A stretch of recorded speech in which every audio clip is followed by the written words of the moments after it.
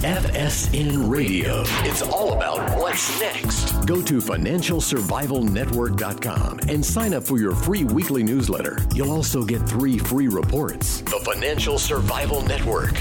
It's all about what's next.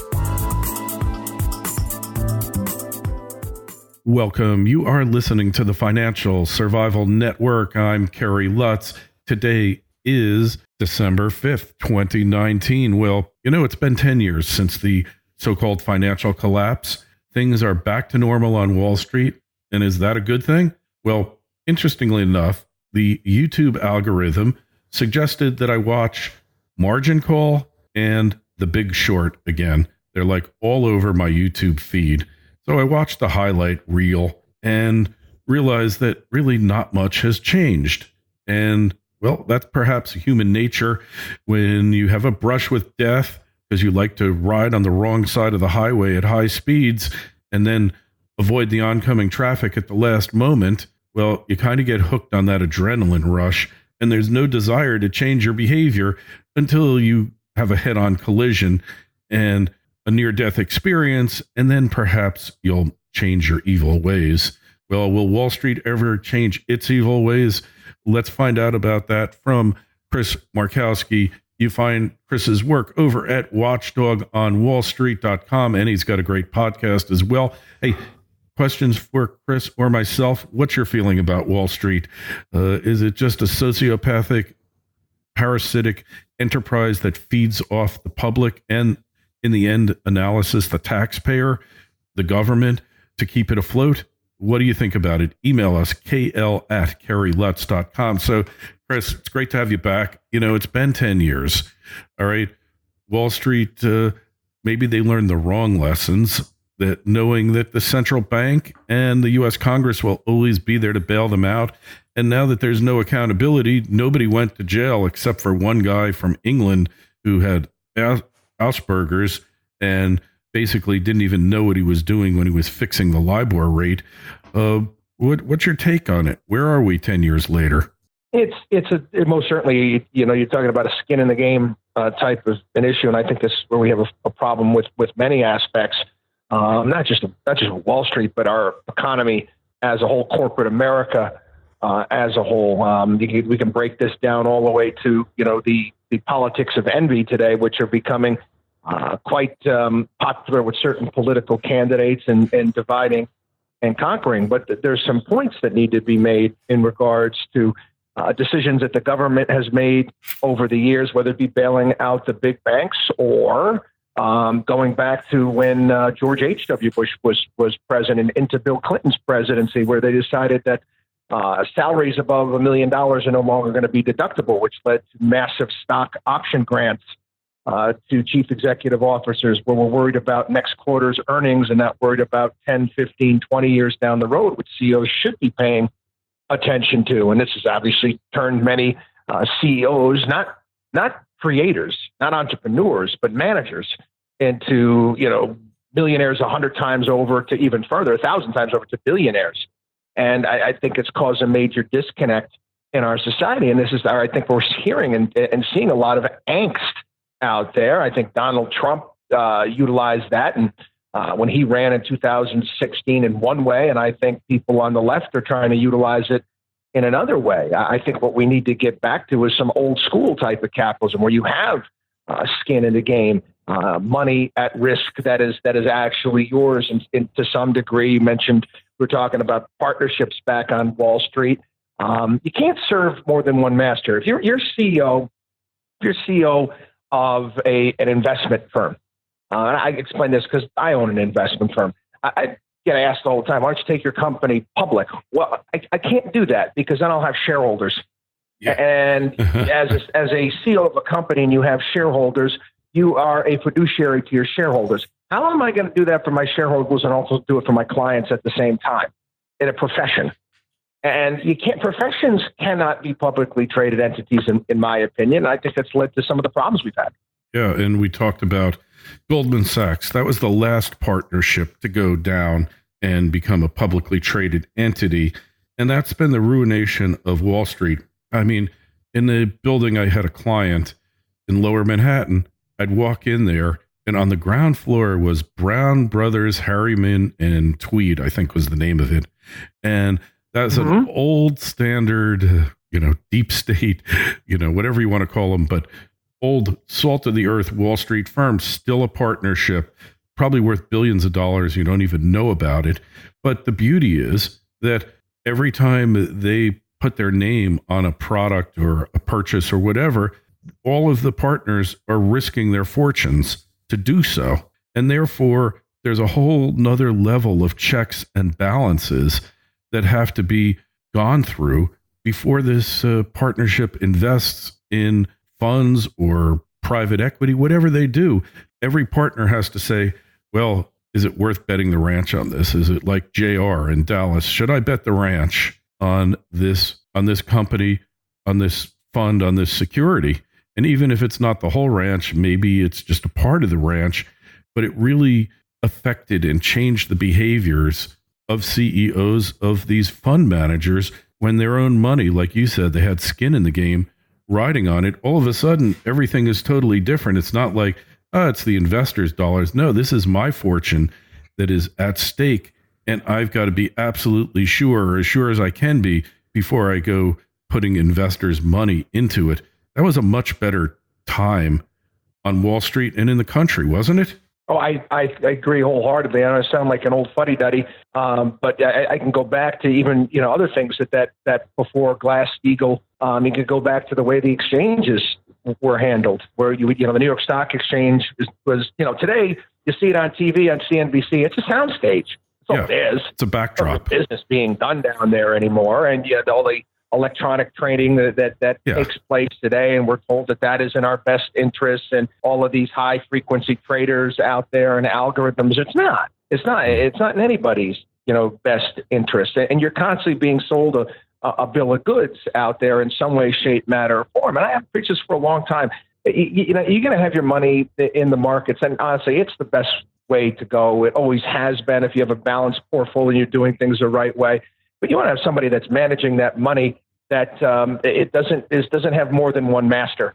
And when you're working with any of the big banks out there, that most certainly is the case. I mean, you take a look at, most recently, one of the big debacles out there, WeWork, and the various different investment banks that were involved with that and the blow up. If you don't think that they knew exactly what was going on and that company was absolute garbage, you're crazy. Of course they knew. They just needed to sell it to you. So they can make their money. Goldman Sachs was complaining that they lost $8 billion. What they're not telling you is the tens of billions of dollars that they made. Yeah, they lost $8 billion from what they wanted it to be sold at, but not what they made off this thing. And the whole idea is to dupe you, the greater fools out there, to buy their junk.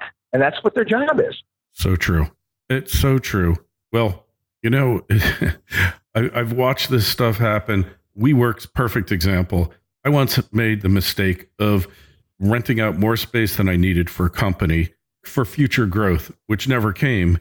And I wound up renting out individual offices to entrepreneurs. And I watched people get let out of my office in handcuffs. I watched them being chased by immigration, sued, cops coming up. I can't even begin to tell you. And you're going to build a business on that model of barely capitalized wannabe entrepreneurs who can't afford their own office, and you're going to make billions from this. That whole thinking there, what were they thinking? They weren't. They were just thinking of how do we sell this product? So they were thinking that all they needed to do was find a dupe to buy it. Just no different than the 1990s when all you had to do was attach a .com to something, and there was willing investors out there to put money behind it. I mean, they push this and push this. They brand it no different. You mentioned margin call and the Big Short. I mean, you could even go back further. You can do Wolf on Wall Street or Boiler Room. Yeah. They're just running the racket just on a larger scale. And what they've done most recently with Silicon Valley is say, it's tech and it's in Silicon Valley. And they ladder the valuation of these things up, not via the stock market right away, but they do it via private money. And the goal ultimately is to take the darn thing public. I mean, Travis Kalanick from Uber just sold $500 million worth of stock. They threw him out of the company, but hey, he got his. I mean, Yeah. is that a tech company? No, it's a taxi company, for crying out loud. That's all it is. Not a tech company. It's a taxi company. Yeah, totally. So as long as Wall Street exists, as long as the scam continues, this is what we have to look forward to, isn't it? FSN Radio. It's all about what's next. Today's show is brought to you by U.S. Gold Corp. U.S. Gold Corp is a U.S.-focused gold exploration and development company advancing high-potential projects in Wyoming and Nevada. U.S. Gold Corp has consolidated a district on Nevada's productive Cortex trend and is advancing the Copper King project towards production in Wyoming, led by a team of prolific company builders and renowned explorers, including Dave Mathewson, who is directly responsible for several major Nevada gold discoveries. U.S. Gold Corp is well-capitalized and has an extremely tight share structure with less than 20 million shares outstanding and trades on the NASDAQ, a major exchange, under the ticker symbol USAU. To learn more, go to usgoldcorp.gold. That's usgoldcorp.gold. The Financial Survival Network. It's all about what's next. Well, I don't think listen, I'm a big believer in personal responsibility. And in today's day and age, you have the power. I mean, everybody walks around with these phones in their pocket and fail to use them for the right things, which is, get yourself educated and learn. I mean, there's been enough blow-ups and things that have happened over the past several decades that if you haven't figured it out yet, who you should be doing business with and how the system works, well, then somewhat shame on you. Okay. I mean, honestly, you got to figure it out sometime. You got to grow up sometime. We need people to stop being victims. The reality is, the world's second oldest profession is get-rich-quick con artists. And the reason why get-rich-quick con artists, the world's second oldest profession, is people are greedy. They operate out of greed or they operate out of fear. And these salespeople know that, and that's how they sell you stuff. Isn't it amazing? And people never learn, do they? They just refuse to learn. Human beings are not hardwired to be good, and they're just not. With going back to our fight or flight response and just how nature works. And you really have to ground yourself when you're doing things, and you have to understand, I've got this saying, I say, everything in life that has meaning, value, and worth involves work, time, and effort. And if any of those variables are not there, then it's probably a scam. Mm-hmm. Agreed. And God knows there's so many of them out there. So, you're a professional, though. This is what you do for a living. You've been immersed in the street for years and years and years. So how is the average small investor supposed to know this? How are they supposed to figure it out?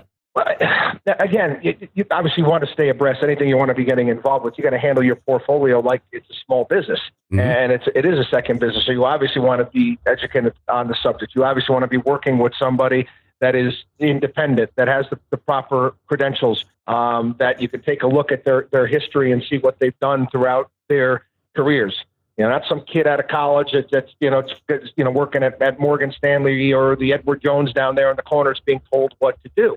That's obviously, the ships are not sailing in the same direction there. And you basically, we like to handle, financial planning more or less life preparation to some degree.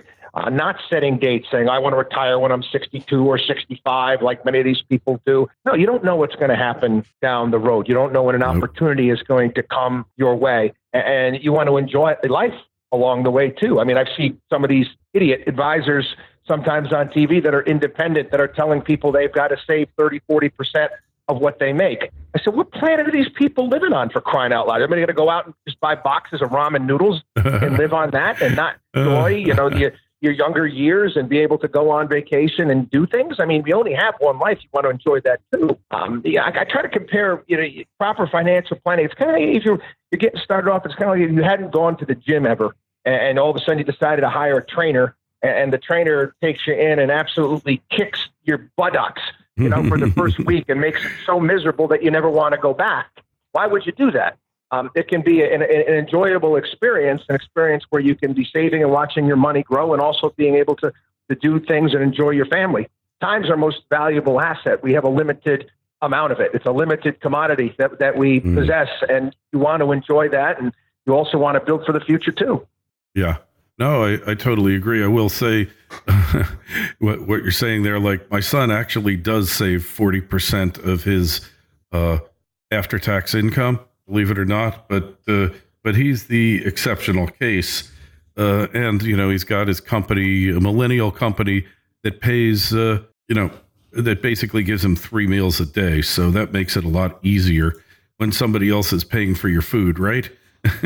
Oh, absolutely. Oh, obviously, there's certain exceptions once you're making a certain amount of money, and you can live within your means and everything. But the average kid with many of them have ridiculous amounts of student loans and high rent costs and whatnot. You want to have a balance.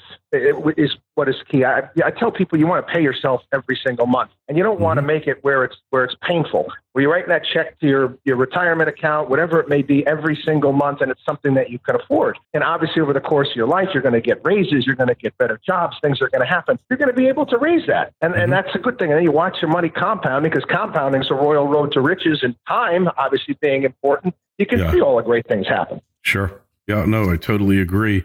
And so it requires some discipline that most people do not have, that most of you out there don't have, and requires the what you call deferred enjoyment, deferred consumption, right? That's the whole thing about savings, is that you're putting off your pleasure or enjoyment to take advantage of the savings later on and the return that it's going to bring. And we need to be telling people more about this rather than less, right? I mean, really, that is the key. Yeah, but you want to do that, but you also want to, obviously there's sacrifices, and you have to prioritize. Was it Susie Orman was on her program, and she was telling people that if she doesn't buy, Starbucks coffee, or you shouldn't buy it because you're peeing out millions of dollars over the years of money that you could have put away.